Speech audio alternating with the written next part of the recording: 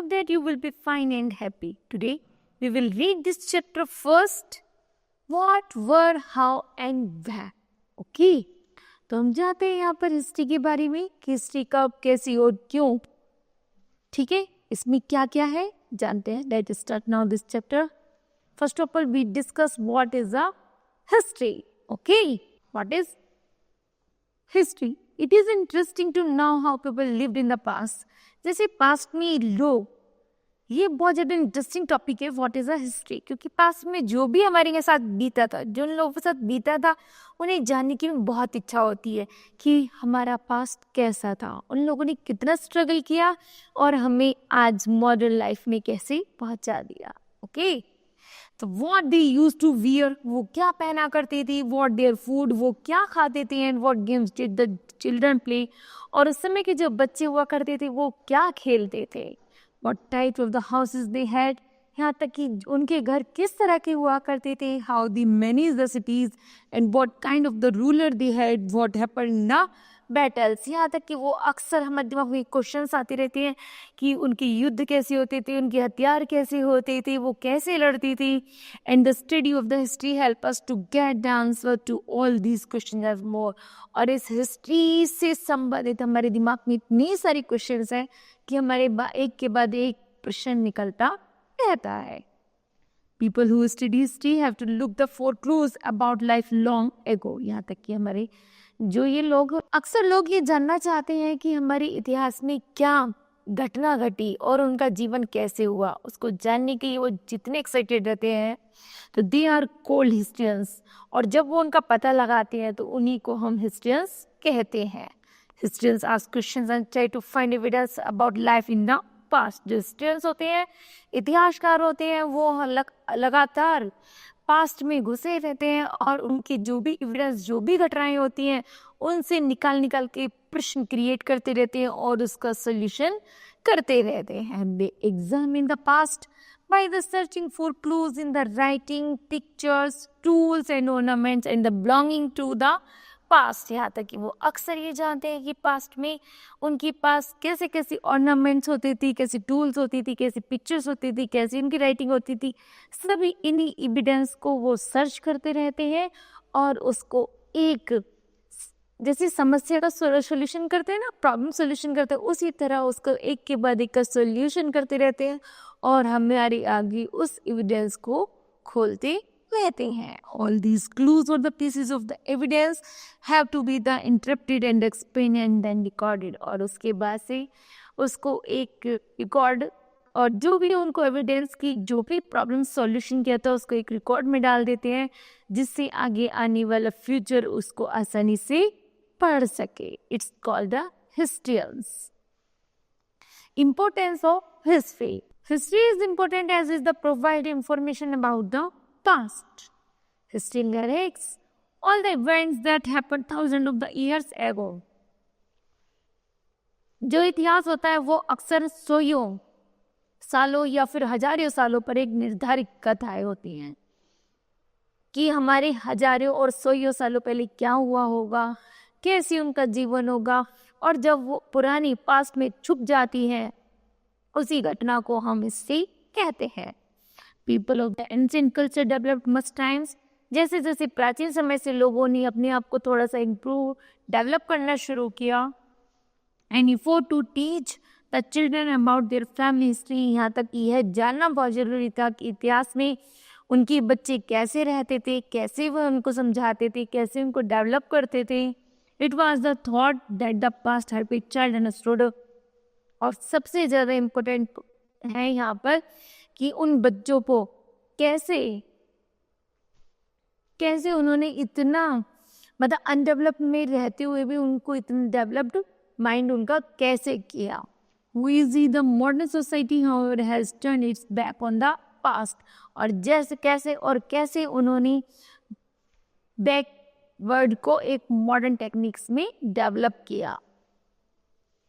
We live in the time of the rapid change. जैसे जैसे समय परिवर्तित होता चला गया, time of the progress, we prefer to define yourselves in the term of here we are going, not there we come here. यहाँ तक कि हम जैसे जैसे हमारा समय चेंज होता चला गया, हम मॉडर्न युग में आ गए और जो हमारी एंशिएंट टाइम था उसको हमने धीरे धीरे डेवलप करना शुरू किया और उसको हम यहाँ तक लेकर आ गए. History thus tells us how people gradually more discoveries and the inventions. Mostly जो इतिहास होते हैं वो हम किस पर आधारित होते हैं? Inventions पर and discoveries पर, which lead to their development.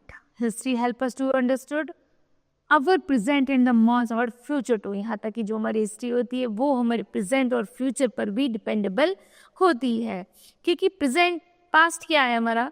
History है, और हिस्ट्री किस पर डिपेंडेबल है? अब हमारी प्रेजेंट पर और हमारे फ्यूचर पर, क्योंकि जितने भी एविडेंस लाएंगे हम किसके लिए रखेंगे? प्रेजेंट के लिए या फिर फ्यूचर के लिए. तो इसलिए हमारी जो अब हिस्ट्री को आसानी से समझा जा सकता है वो किसमें? प्रेजेंट में या फिर फ्यूचर में. नेक्स्ट क्या है? Time frame in history. Time frame in history is a time period in which certain events have occurred. It can be divided as the prehistory, protohistory and history. जैसे जैसे समय गुजरता चला गया और इसी समय के आधार पर हिस्ट्री को निम्न 3 भागों में बांटा गया: prehistory, protohistory and history. First of all, we discuss the prehistory. The prehistory period is the time when writing had not been invented. फिर हिस्ट्री में सबसे पहले जब इन्वेंटेड किया गया, खोज की गई, तो उसमें राइटिंग का कोई इन्वेंशन नहीं था. Therefore there are no written records of the period. उस समय के युग में जो भी हमें रिकॉर्ड्स मिले हैं उनमें कोई भी लिखित शैली नहीं थी. अवर knowledge of the pre history is based entirely on the archaeology. यहाँ तक कि हमारे ज्ञान के आधार पर हमने जाना जो प्री हिस्ट्री में एविडेंस पाए गए वो कैसे थे? आर्कियोलॉजी, मतलब पुराने तथ्यों पर आधारित थे. To understand prehistory, archaeologist dig deep into the ground and dig out the remains of the past. ऐसा लगा जो भी वहाँ की काश्तकारी थी वो कहीं गहरे में छुपी हुई थी, जिन्हें हमने जब निकाला तो हमने एक काश्तकारी के रूप में उनको पाया. जो भी वहाँ के आर्कियोलॉजिस्ट होते थे चीज़ें उनको वहाँ पर मिला, लेकिन उन चीज़ों पर कोई भी रिटन रिकॉर्ड नहीं था. These physicals remains such as वहाँ पर उन्हें क्या क्या मिला? Pots, jewellery, tools, coins, bones etcetera help them to know about the past. ये चीज़ें हमको जानने के लिए काफ़ी थी कि हमारे पास्ट में क्या था. दूसरा टॉपिक है protohistory. The protohistorian period is the time frame in history for which we have written records. यहाँ तक कि प्रोटोहिस्ट्री में जो भी एविडेंस पाए गए वो कुछ लिखित भाषा में पाए गए, रिटन में पाए गए. They however they are very few and the still can not be properly understood. जिन्हें आसानी से पढ़ा नहीं जा सकता. लिखा तो था उन पर लेकिन समझ नहीं आ रहा था कि किस शैली में लिखा हुआ है. So archaeological sources are the main source of the information of this period also. यहाँ तक कि उसके अलावा रिटन शैली के अलावा वहाँ पर आर्कियोलॉजिस्ट के कुछ इफेक्ट्स भी मिले.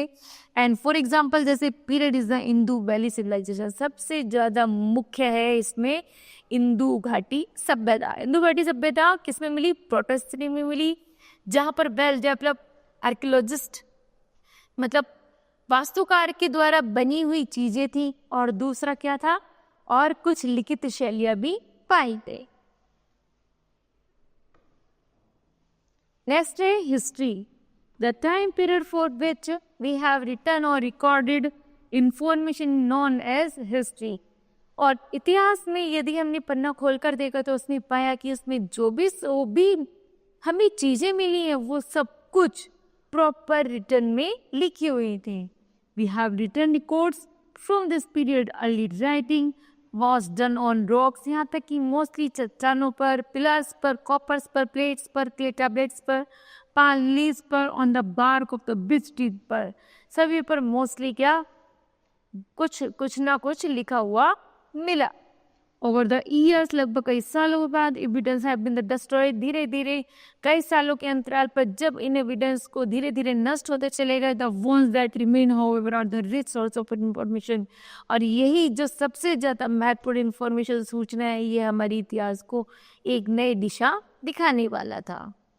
ओके, नेक्स्ट है how do we measure the past. Past को मेजर कैसे कर सकते हैं हम लोग? ईयर से, डिकेड से या फिर सेंचुरीज के. पढ़ते हैं। Dates are used to help us to identify and remember when things happen in the past. यहाँ तक की जो डेट्स होती है, डेट तारीख होती है, वो सबसे ज़्यादा महत्वपूर्ण होती है हमारे पास्ट के बारे में बताने के लिए कि हमने अगर हम किसी भी चीज़ पर डेट डाल रहे और तो हमें ये पता रहता है कि इस तारीख में इस डेट में हमने यह कार्य किया था, जो हमारे पास्ट को बिल्कुल सही तरीके से दर्शाती है। History is recorded in dates.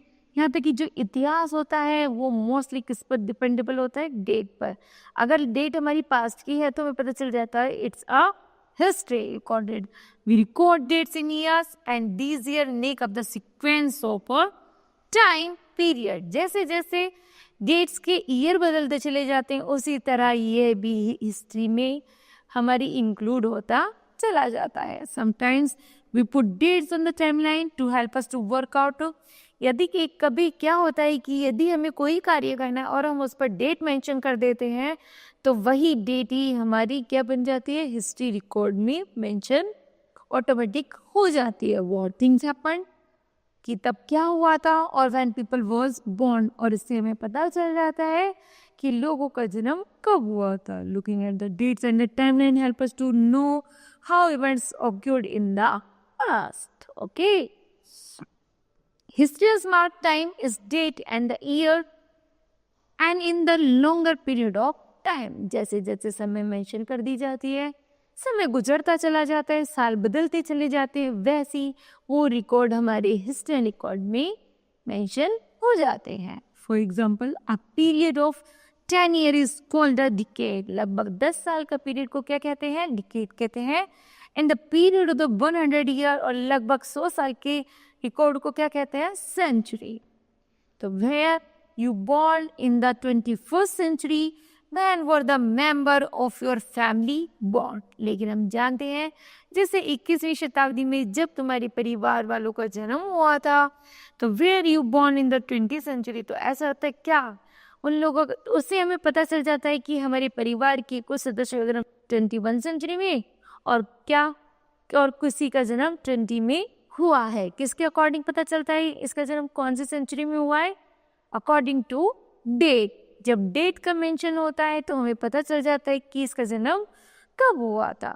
उसी तरह you will notice that the 21st century begin that with dates from the year 2000 onward. 21st century में 21वीं शताब्दी में जिनका जन्म हुआ तो हमें डेट के मेंशन से पता चल जाता है जिनका जन्म लगभग 2000 के बाद हुआ है या 2000 से हुआ है, तो वही क्या है, 21st सेंचुरी कहलाती है। The 20th century is the period from the year 900 to 99.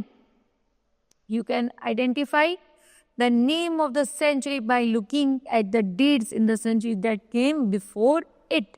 यहाँ तक कि हम आसानी से जान जाते हैं, जब हम किसी रिकॉर्ड पर डेट मेंशन करते हैं हम आसानी से जान जाते हैं कि यह किस सेंचुरी के अंतर्गत आता है।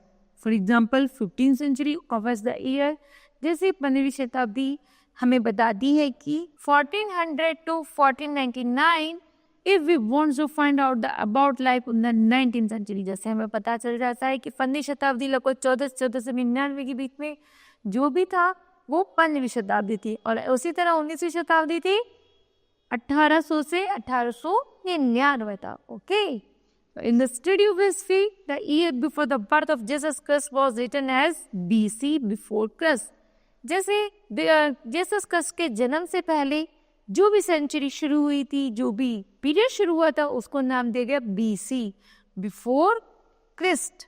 BC is always counted backward. BC को लगभग बैकवर्ड में काउंट किया जाता है। For example 100 BC comes before 99 BC. The year after the birth of Jesus Christ was written as AD।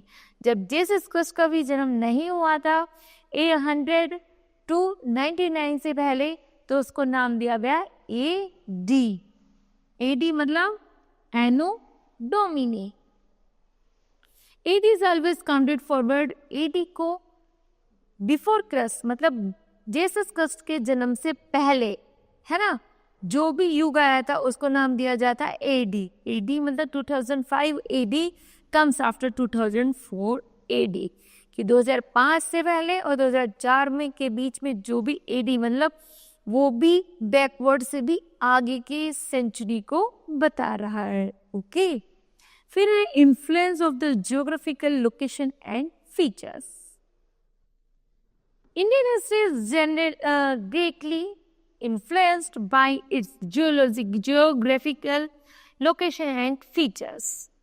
यहाँ पर जो हमारी भारतीय इतिहास है वो हमें अक्सर बताया करता है कि जो भी हमारी जियोग्राफिकल लोकेशन है, फीचर्स है, उसको कैसे मेजर, कैसे बनाया गया. India as a large country has many district geographical features.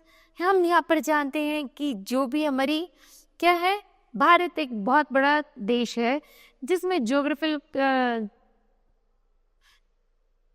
इसमें जियोग्राफिकल फीचर्स के अकॉर्डिंग इनके स्टेट्स को डिवाइड किया गया है. And it is surrounded by seas on 3 side. इसमें देखा गया लगभग इसको 3 तरफ से समुद्र ने घेरा हुआ है. And the Himalayas mountain in the north act as the barrier between India and central Asia. India और सेंट्रल एशिया के बीच में हिमालय की जो रेंजेस है ना, उसे क्या किया हुआ है, बैरियर का काम किया हुआ है. However, the passes in these the mountain acted as the route of the connect since ancient time. प्राचीन समय में इन दोनों को जोड़ने के लिए, सेंट्रल एशिया और इंडिया को जोड़ने के लिए पासेस दर्रे हुआ करते थे जिनसे आसानी से आया जाया जा सकता था. People was the ideas were exchange through this mountain passes. यहाँ तक कि मोस्टली जो लोग होते थे उन माउंटेन पासेस को, माउंटेन के जो दर्रे होते हैं उनसे अपने आप को इधर से उधर का प्रयोग में करते थे. India is also a land of river. Indus and the Ganga plains are very fertile.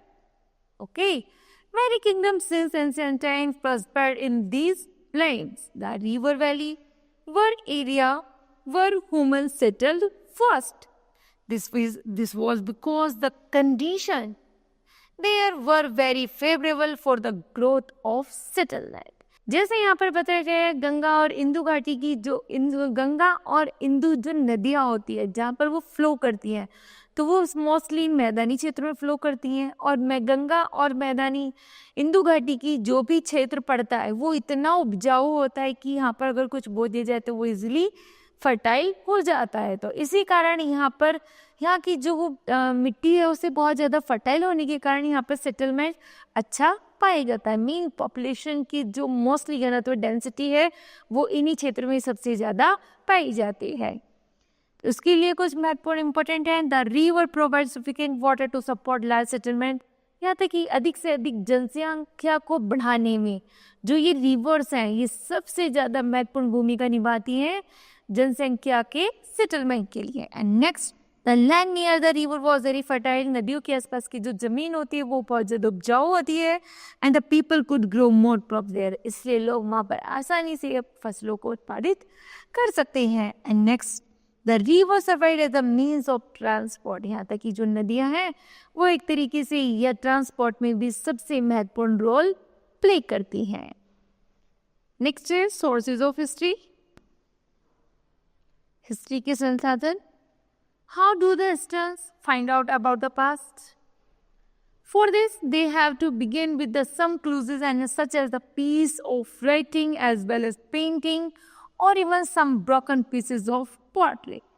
जैसे कि हमारे एविडेंस, जैसे कि हमारे पास्ट को देखकर खोला गया तो उसमें जाना कि जो भी हमारे इतिहासकार थे उन्होंने जाना कि वहाँ पर कुछ क्लूजेस मिले, जैसे written the pieces of written मतलब लिखाई के छोटे मोटे टुकड़े, a wall painting and the some broken piece of the pottery.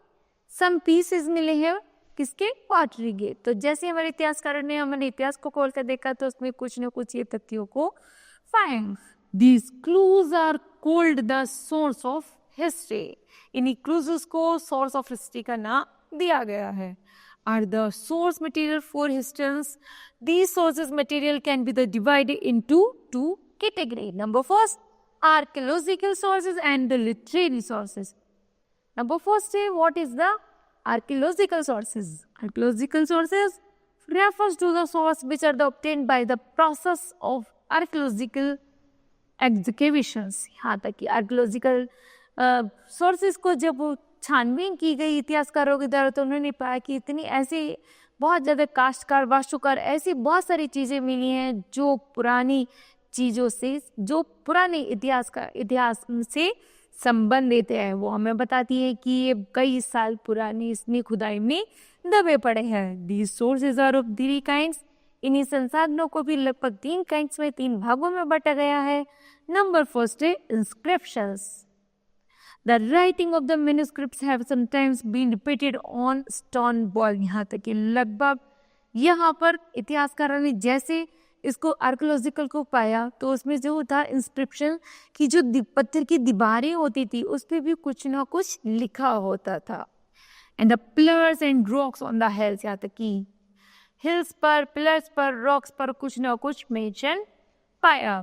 Such writing are the engraved on the stone surface. ऐसा लगा है मानो कि ये जो लिखाई है वो भी किसी पत्थर के द्वारा ही की गई है।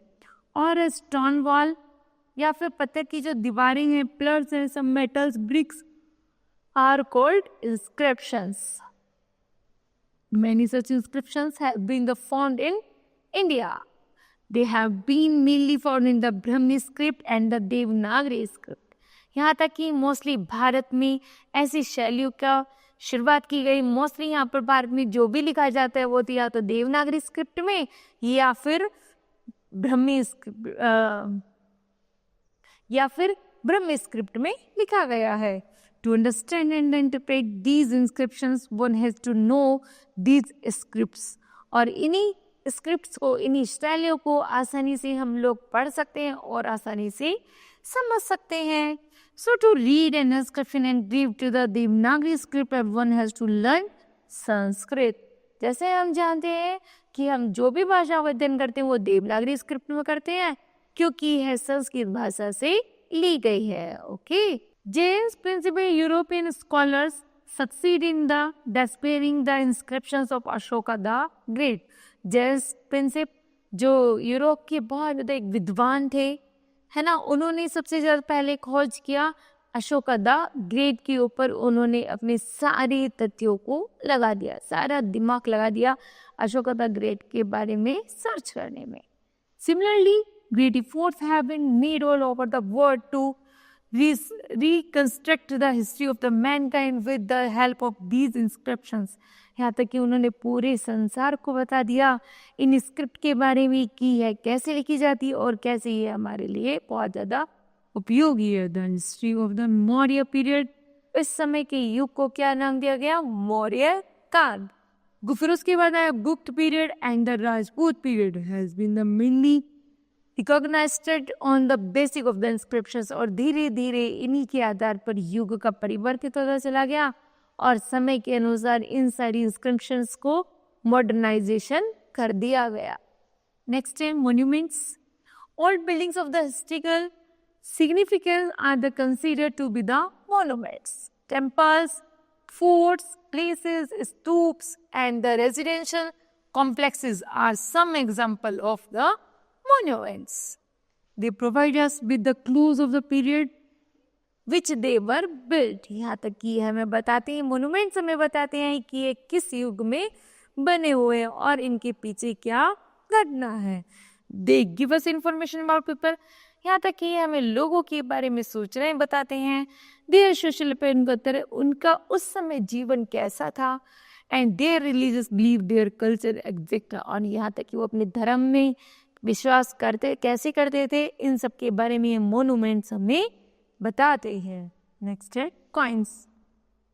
The study of the coins or the numismatics is one of the most important source of the ancient India history. प्राचीन भारतीय इतिहास में जो सिक्के हैं, सिक्कों की जो ढलाई और जो इंस्क्रिप्शन शैली है वो सबसे ज़्यादा यहाँ पर महत्वपूर्ण है। Coins mention the name of the ruler. जिस समय जिस पीरियड के राजा जो भी सिक्का ढलवाते थे, बनवाते थे, उस पर अपना नाम और अपना फोटो अंकित कर देते थे। दी ने also mention the ruler region period. और इससे हमें पता चल जाता था कि ये जो सिक्का है वह कौन से पीरियड का है और कौन से शासक का है। मोस्ट कॉइन्स है also have a stamped image of the emperor. यहाँ तक कि मोस्टली सिक्कों में क्या होती थी, उन एम्परर की, उन सम्राटों की मोहर हुआ करती थी और डेट मेंशन होती थी जिस समय उन सिक्कों को बनाया जाता था। Constance about trade, commerce and the language, और उन्हीं सिक्कों को देखकर हमें समझ आ जाता था कौन सी भाषा के हैं, कौन से व्यापार से संबंधित और कौन सा इनका लैंग्वेज है। The design and the mental और द पॉलिश और the coin tell us about the artist excellence and the facial condition of those period. और यह भी पता चल जाता था उस समय जब सिक्कों की ढलाई की जाती थी कि उस समय की जो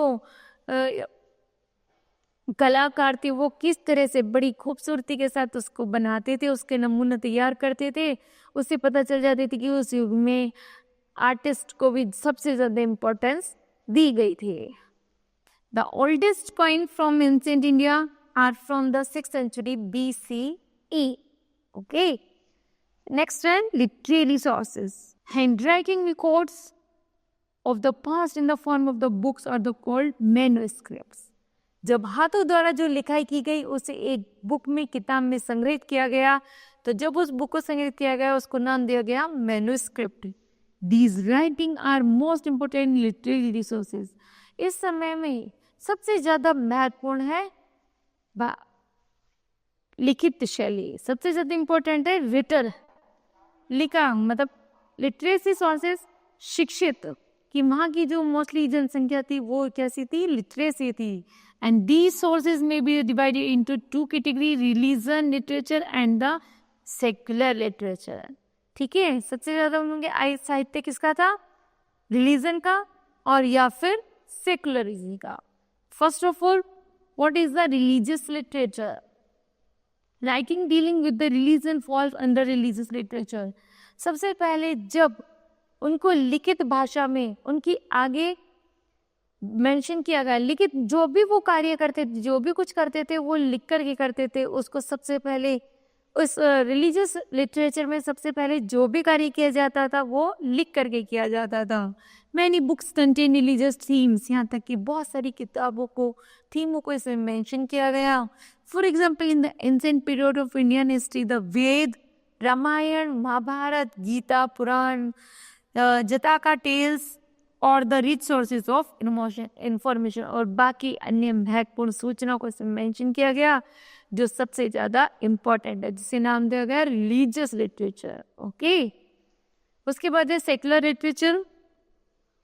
secular literature or text. Secular literature क्या होते थे, वो किस पर डिपेंडेबल होते थे, जैसी बायोग्राफी पर, कि जो कवि है उसने अपने, जो साहित्यकार है उसने अपने ऊपर ही बायोग्राफी कर दी है ना, लिख दी, स्टोरीज पर, पोएम्स पर, प्लेज पर, नाटकों पर, इन चीज़ों को इसमें मेंशन किया जाता था। Fall under the category, for example, Harshacharita, biography of king Harshavardhana, written by Bana Bhatta. Abhijnanam Shakuntalam, Abhijnana Shakuntalam, written by the Kalidasa. और है Arthashastra, written by the Kautilya, are the secularist literature. जिन कवियों ने अपनी अपने ऊपर जो भी किताबें लिखी उनको नाम दिया गया सेकुलर लिटरेचर, और जिसमें उन्होंने पूरे धर्म संबंधित बातें लिखी उसको नाम दिया गया रिलीजियस लिटरेचर। ओके, नेक्स्ट है artifacts, the object that humans made in the past. जैसे पास्ट में मनुष्य द्वारा जो भी बनाई गई काश्तकारी थी, वास्तुकारी थी, तो जैसे pottery, tools, ornaments, metal object, jewellery, weapons are called artefacts. Okay, तो they are found by the archaeologist in the courses of the excavations and they give us virtual clues to the past. जब इनकी पुराने समय में पुरातत्व रूप से खुदाई की गई तो हमने जाना कि जब इन चीज़ों को पाया कि यहाँ पर इस समय में भी कि उस समय में भी काश्तकारी का कितना प्रयोग किया जाता था। जब खुदाई में हमें जो चीज़ मिली तो हमें पता अनुमान लगाया कि उस समय काश्तकारी का कितना अच्छा उपयोग किया जाता था। ओके, तो kids, this chapter will be completed. I hope that you understood well. Thank you.